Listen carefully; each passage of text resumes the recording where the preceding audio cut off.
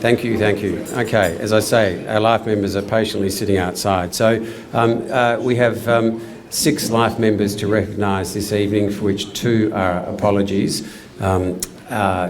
We have one speech being read by past President Don Abel, but I would like to welcome our first Life member to recognise in Morton Brown. Morton.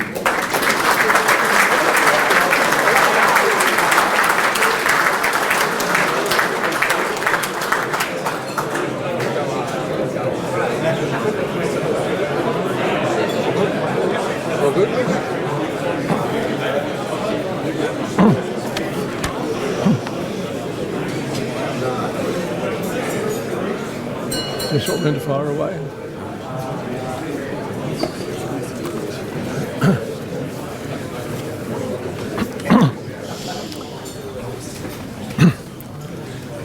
Mr. President, fellow members,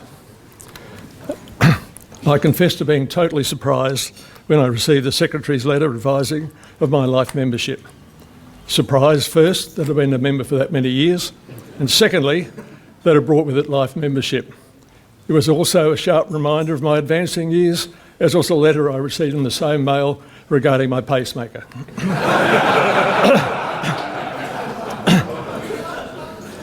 I was nominated for membership by a family friend, Mr. Alan Mackay. He was the General Manager of Mercantile Mutual Insurance, and seconded by my late friend, Peter Cunningham. Peter became my dentist. It was said of him, and he wouldn't mind me saying it, that his invoice used to beat you home.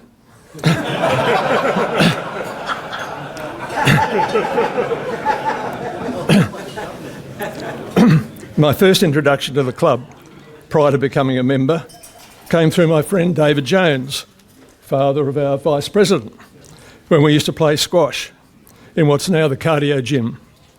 The court did not comply with the specifications of the competition court, so it could never be used as such. But it was a fine for a social game. We had many spirited and friendly battles. Shortly after I became a member, I played for several years in the annual cricket match against the Australian club. These were held at Melbourne University Oval, which brought back fond memories of my days with University Blacks. They were thoroughly enjoyable days, played in a competitive but always friendly spirit. These were thoroughly enjoyable. Dinner followed, the 2 clubs alternating year by year. My cricketing days came to an end when, for the second successive year, I tore a monkey muscle in my leg. Something was telling me I was not as young as I used to be, and running sharp singles was a thing of the past. I cannot recall the year, but someone had thought the idea of holding a grand final dinner in the Canberra room, and I was invited to be on a panel. I had nominated my friend Jeff Case for membership of the club, so I suggested he should also be on the panel. He had, after all, played in 4 Melbourne premierships, whereas he often reminded me I played in only 1.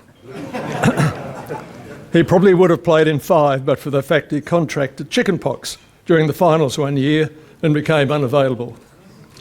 This gave the opportunity for one clever journalist to pen the headline, "Case is a case." We all know the grand final lunch has grown now to be a major event in the club and very different from its origins, and might, I dare say, with more interesting panellists than the originals. The game itself is now vastly different. My wife was a very good bridge player.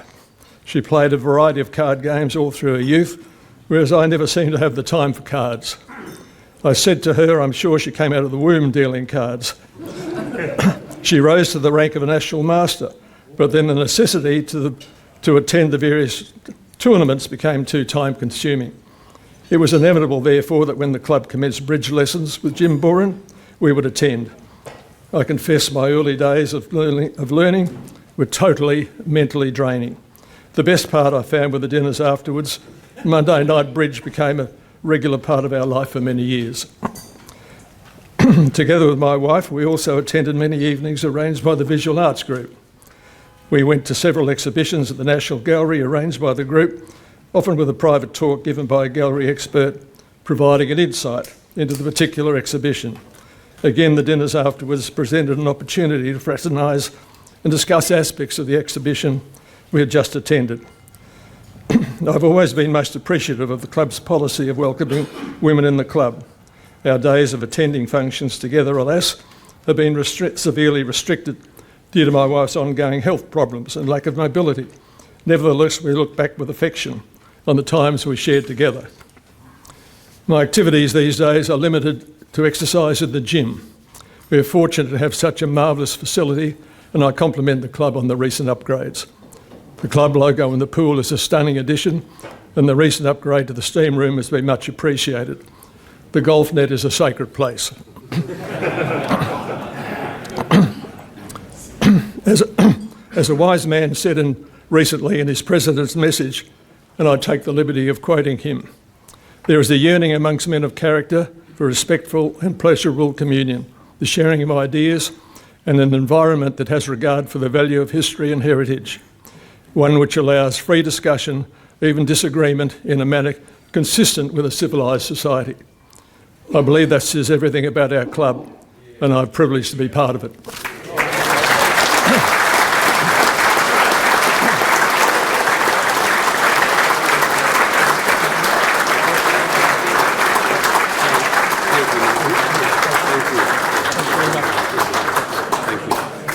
Where do I go now? You just go back to the seat over there. Thank you, Morton. I can personally speak for the fact that I see Morton often in the gym in the mid-morning, and what an incredible man he is, and good luck, I know, with your Hawks for the rest of the season too, as well. Now, next Life member I'm pleased to introduce is Peter Cairns. Peter, if you could come in.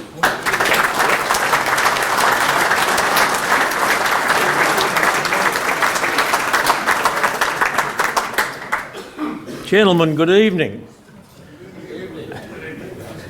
Lovely response. You have to work the crowd. I couldn't quite hear what Morton was saying, but I believe he was a quite accomplished Hawthorn footballer. I'd like you to know I played for Ivanhoe Reserves in B grade.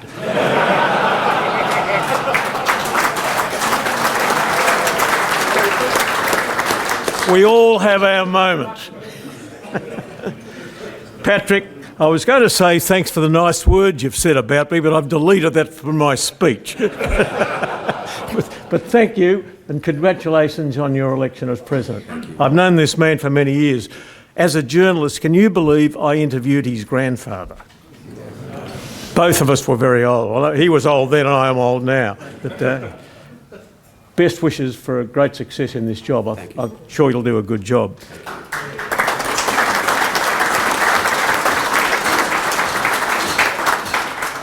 What an honour it is to have been a member of this great club for 50 years. So the first thing I should do is to thank the people that made this possible. My proposer was the late Sir Frederick Wilshire. You might remember the Wilshire File Company. He was a family friend. And my seconder is current fellow member Rod Kemp. We were both junior finance reporters on the Melbourne Herald. Again, some of you may remember the Melbourne Herald. It was a quality broadsheet. I'll say no more.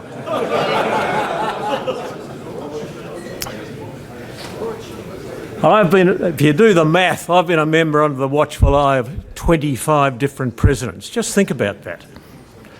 And you'll be pleased to know I'm not going to speak about all of them tonight. But several I'd like to mention. The first is Ian Dicker, who was president when I was on the General Committee in about the year 2000. And Ian asked me to help him try and develop the concept of special interest tables to develop more people in the main dining room, which was languishing a bit at the time. I think we'll agree that what we now call theme tables has been a great success.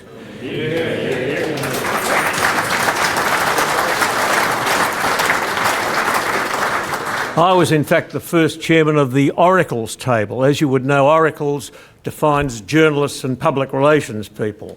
They're very well versed and very smart. But I'm sad to say that that table has since morphed into probably the current affairs table now, which is a sort of a poor relation.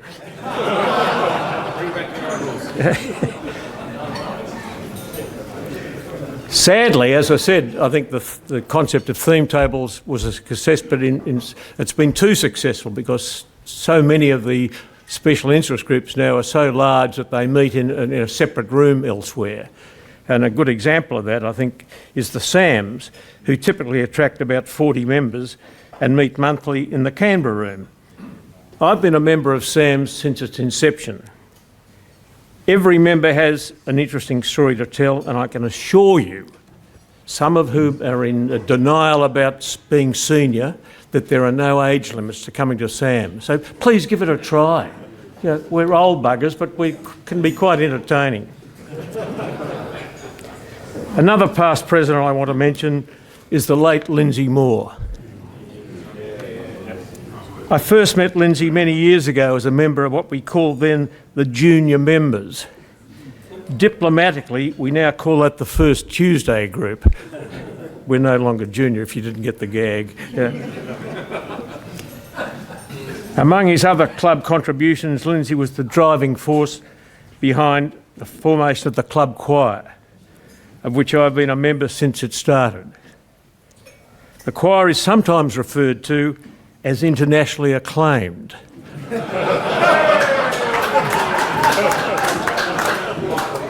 Can I ask, why are you laughing? I have some doubts about having those words attached to us, because we've never performed outside Australia. But because it's in the bulletin, I reckon it must be right. I was privileged to give one of the eulogies at Lindsay's celebration of life and described him as a man for all seasons. I still miss him in all those seasons. One other club activity I've been proud to be involved with is with the club's 3 written histories. I've been a member of the advisory committees working with all 3 authors.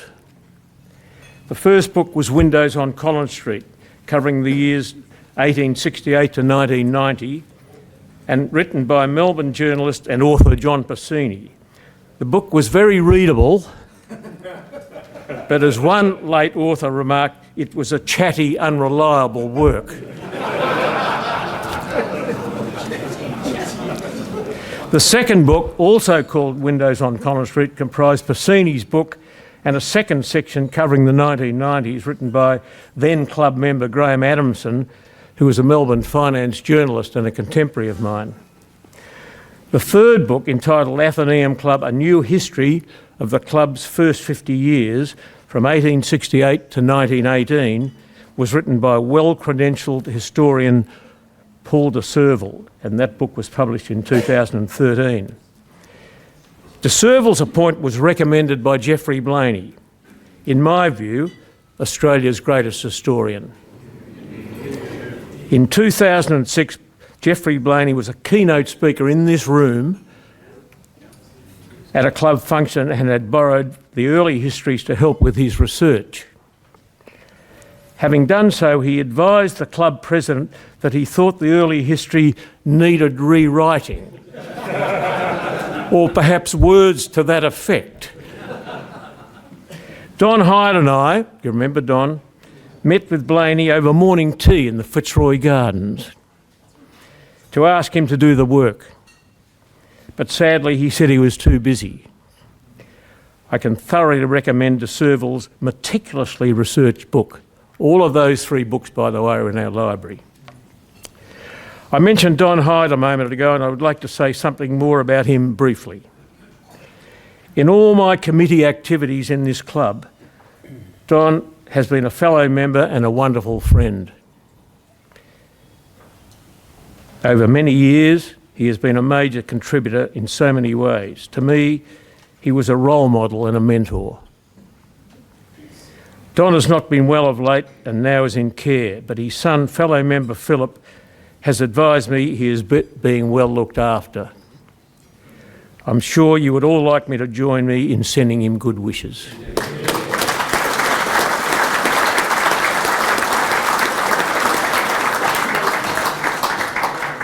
In addition to the individuals I've mentioned tonight, there are many others I would never have met if I had not joined this club.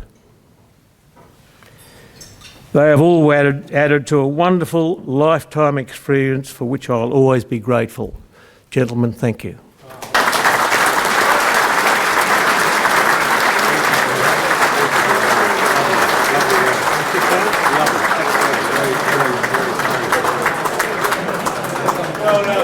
Thank you, Peter. And yeah, absolutely, Peter, your reflection on the history of the club, the nostalgia that you've presented there to us tonight is amazing.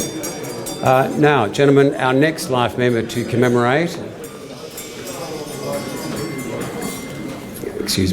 next life member to commemorate is Robin Chambers, AO.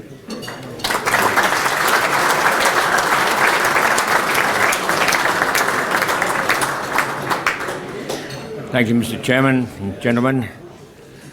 I'm very honoured to be a member of this club for 50 years. It's been an amazing 50 years. I've made a lot of friends here. I've been able to introduce a lot of members to the club, and it's been inevitably a big part of my life here in Melbourne. I was nominated for membership for the club by my father, Paris Chambers, OBE. At that time I was General Counsel of CRA, which was located next door. It was customary at that time that directors and senior management of CRA became members of the club, obviously because of the location, and so many of the great members at that time were contributed so much to this club as did Rio Tinto. Over those years, I've been asked, coming here today, was a sort of very formal introduction to give some sort of background of what the club is, what I've done with the club, and how much I've used it. Well, it's been a very active 50 years for me. I've taken advantages of many of the great facilities that this club's had to offer over that time. Obviously, like everyone, enjoyed many great lunches and dinners and other events that have been held here over those years. I've stayed in the accommodation here when my home was being renovated in South Yarra, and the accommodation upstairs was really great.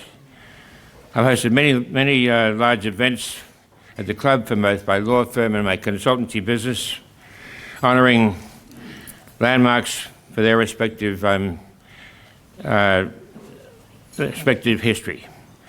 Guests of honour include politicians, the ex-Chief of Staff of the White House in Washington, Governor John Sununu, who was here for a major event, top Chinese government officials, and also ambassadors. The club always provided great hospitality for all of these events. I've also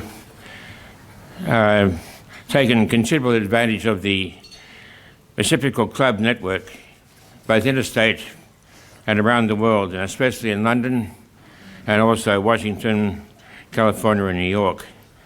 It's actually a great asset of this club that you can actually be part of this international scene by being a member of the club here. Over the years, the club has adapted to the changes in social and business culture, but it has preserved the core value of the gentlemen's club here very well over the years, and in fact, I think in recent times the club's activities have been far more extended than they have previously, and I think it's been a great asset to the way the club has been managed, and for that to happen.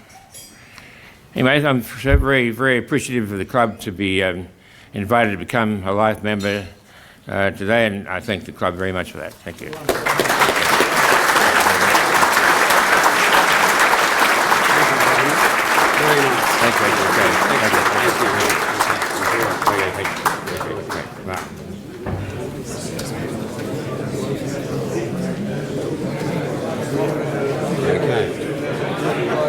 Thank you for that, Robin. And yeah, the great history with CRA's office next door in the club, and Robin's alluded to a number of them, the numerous CRA employees who became members of the Athenaeum Club. Now, it gives me great pleasure to announce our next life member in Roderick O'Lone. Rod?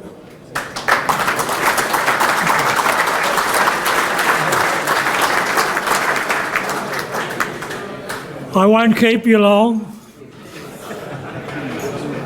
My interest in becoming a member started with Richard Tolley, a lifelong family friend, invited me to lunch at the members' dining room. That was just over 50 years ago, and I remember it well. In addition, coming from interstate, I saw joining as the opportunity to expand my social circle and become more of a Melbourneite. So at the relatively young age of 34, I joined the club. However, my attendances at functions other than for the swimmers group were not as frequent as I would have liked. For instance, my acceptance here tonight will be the very first time I've attended an AGM.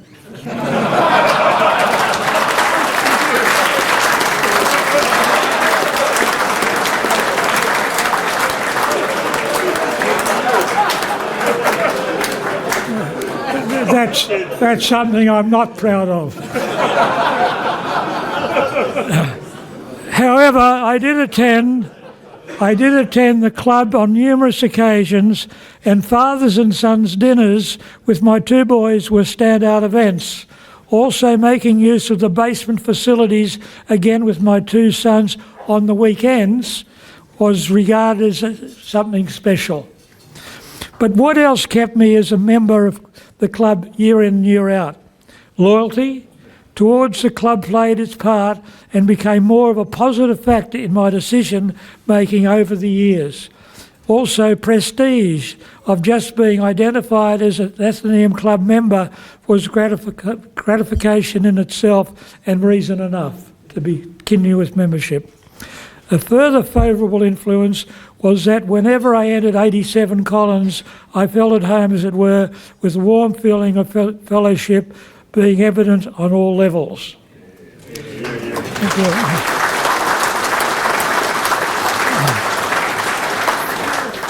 Finally, the major reason for my continuing membership was and continues to be the swimmers group.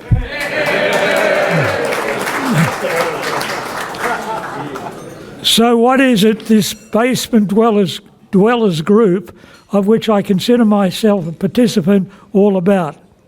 I was introduced to the swimmers group by Laurie Kellum. Apart from being entertaining and informative, the swimmers group monthly lunches brings together club members who may not have otherwise previously known each other, but have progressively formed lasting friendships, and this is also my experience. Other than for these monthly lunches, several other activities are organised by the swimmers, and including such things as golf event, horse racing, sailing, barbecues and the ladies' annual dinner. Also, swimming events were held from time to time, but not so much now and often less as we slowed down. So being attracted by the group's carryings on, I was put forward by the existing swimmers group to join the group.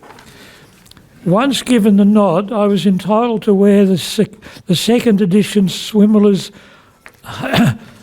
highly sought after necktie to be worn at club's monthly basement lunch. However, the tie is no longer required by older members like myself still maintain the tradition. Yeah.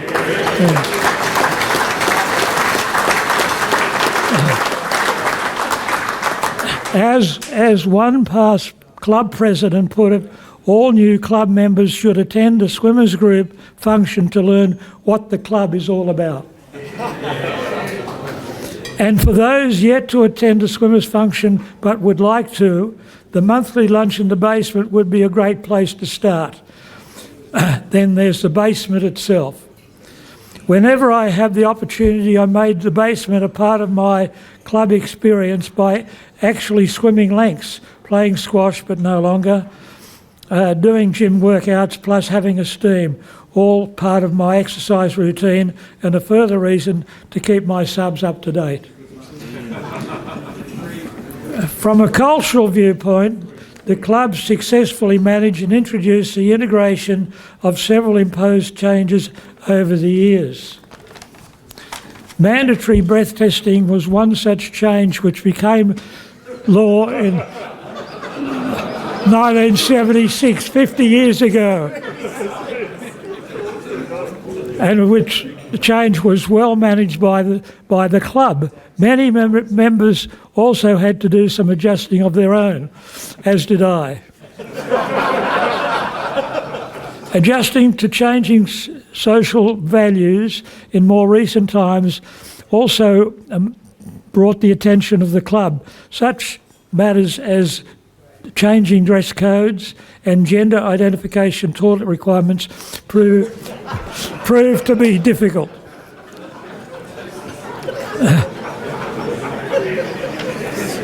Finally, there are many normal activities which we sometimes take for granted in the club life as we know it, including, and I list down, a well-stocked wine cellar, performances covering all interests, visual arts promotion, the library and book reviews, cigars, billiards, the informative stained glass windows and the splendid function rooms and their many glorious paintings and attractive furnishings. The list goes on. In summary, it is our club with its like-minded members and supportive staff that have made my years of membership a pleasure and at times exciting.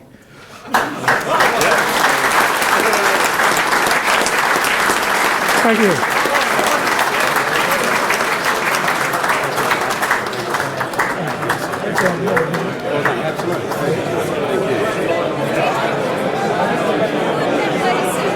Okay, thank you, Rod. So, gentlemen, if I can have your attention, please. So, Douglas Moorhead is an apology this evening, but we do have Nicholas Rogers stand-in. Nick is unable to be here this evening, and he has written a speech which we have asked Don Abel, past president, to read it on his behalf. So.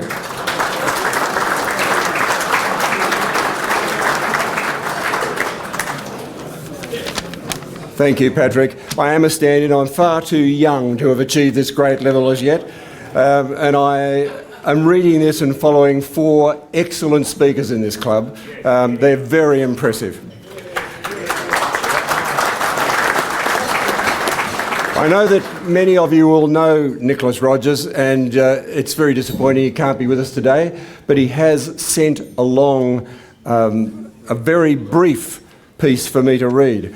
I'll just say before I read it, there's a number of people that he mentions and refers to, and for those who've been in the club for a long time, you'll recognise these names and know their significance to this club.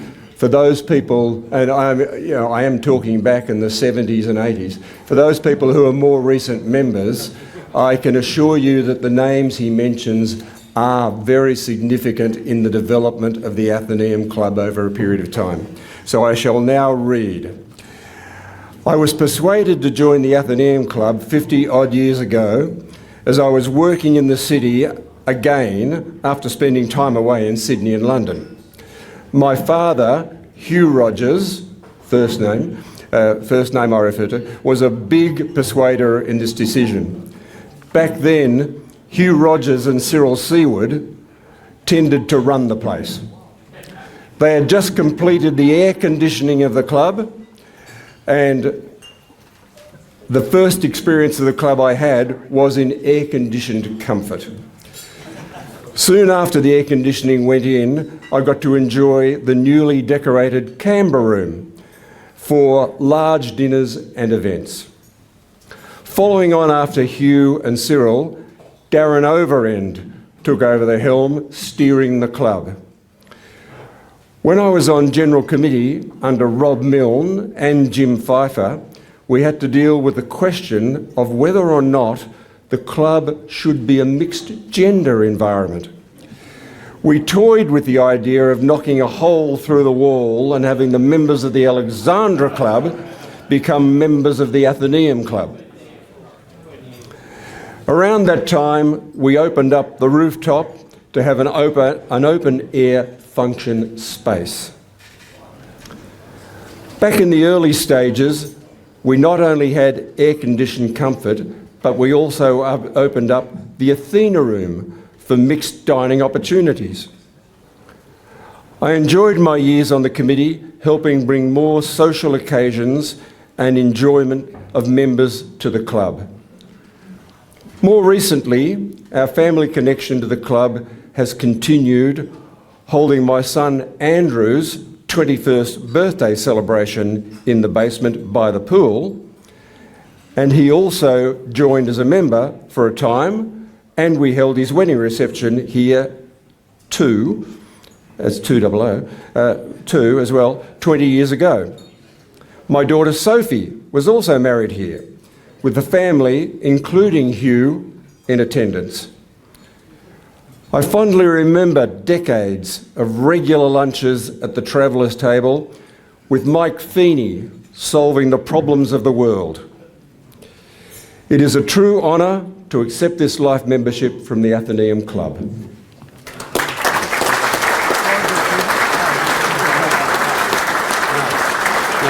Thank you, Don. Okay, so I now have the great pleasure of saying some words about our past, our present outgoing president, JK. As I said downstairs earlier, the term president is the word resident with a P. John really has been the most present president within the club of all those many presidents that I know. I think you've really enjoyed your time, John. Your daily fellowship with the membership and your stewardship of the club for the duration of your presidency has been very admirable. You led the club through the transition with the departure of our general manager and the appointment of our new club secretary, Stuart Gemmell. And in the interim, you were essentially an executive president. I know you to be a Donald Trump aficionado. There we go. Leading with a strong steadfastness. No, you know we've had many discussions on that, and quite a degree of doggedness. We had fun in the weekly fitness classes. I let you win the boxing and the chin-ups, but Estelle, I think, favoured me, if I might say so.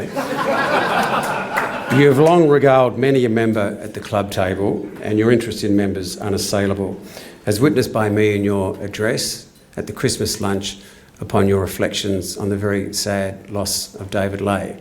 And I was very touched, as we all were. He was a much-loved member.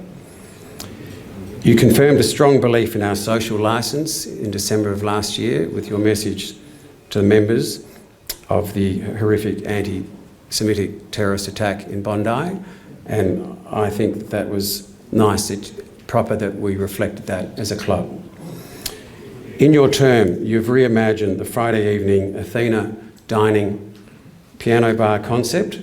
You presided over the rejuvenation of the basement. It is the JK steam room. I never knew at a GC. It looks to me like an ironing board, I'm not sure, but there's something down there that pretends to be. I think you were behind that. We no longer, I feel, have the issues somewhat of divisiveness that used to be existent within the club.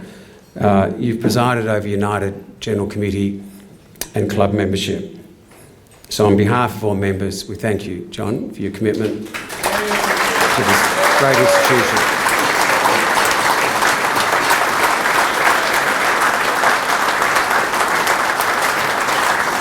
So I know Deborah can now have you back and you can return to your podcast. What is it? What is that? So, thank you. You've probably heard